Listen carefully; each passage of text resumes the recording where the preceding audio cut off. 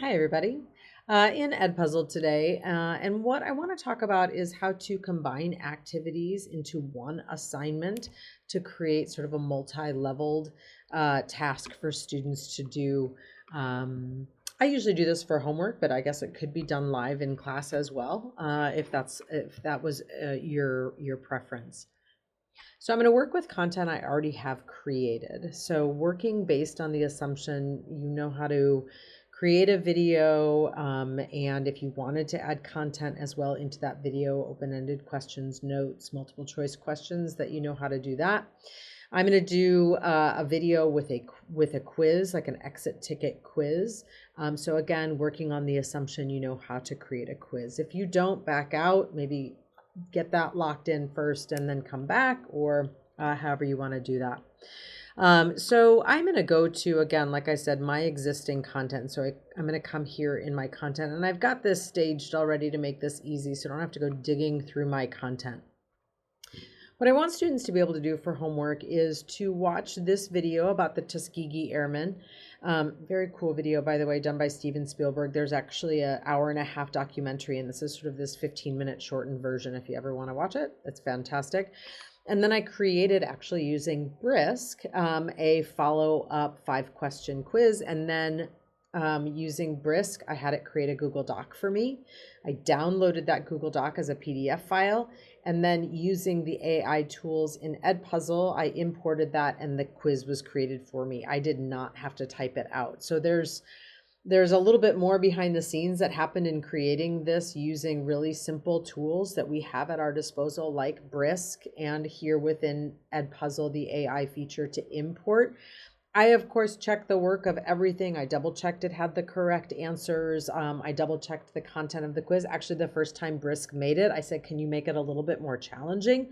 So I iterated a little bit, all that good stuff we would normally do. I did all that behind the scenes. But the point of what we're going to do here is just combine these into a single assignment that I want the students to do, as opposed to assigning these as two separate pieces, okay? How I'm going to do that, because I have them both here, is I'm actually going to select both of them right out of the gate.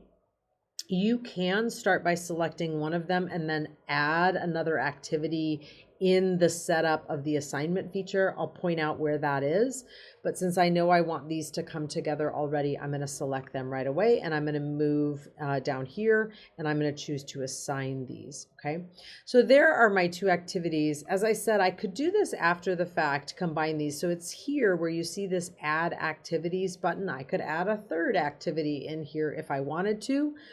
Or if I started just by selecting the video, I could add the activity and then add the quiz in after the fact. All right, so let's start up here at the top. My setup up here is the same as normally if I were just assigning one thing. I would give this a title. The difference here is this, sorry, I can't type and talk at the same time. That did not auto-populate for me. If I'm assigning one thing, it usually auto-populates. I almost always type some instructions in here, even though it's not really a necessary step. I select a start date, I select a due date and time if I wanted to. I assign it to a class or classes. And then what's different down here is that I can, and I love this part of it, I can set the order that students have to work in when completing this assignment. So the logical thing here is they have to watch the video, then they take the 5-question quiz. Well, I can mandate that order. If it didn't pre-populate in the correct order, I can change that, okay? I forget what this does. Let's look. Oh, it's set as lesson thumbnail. That's okay. Okay.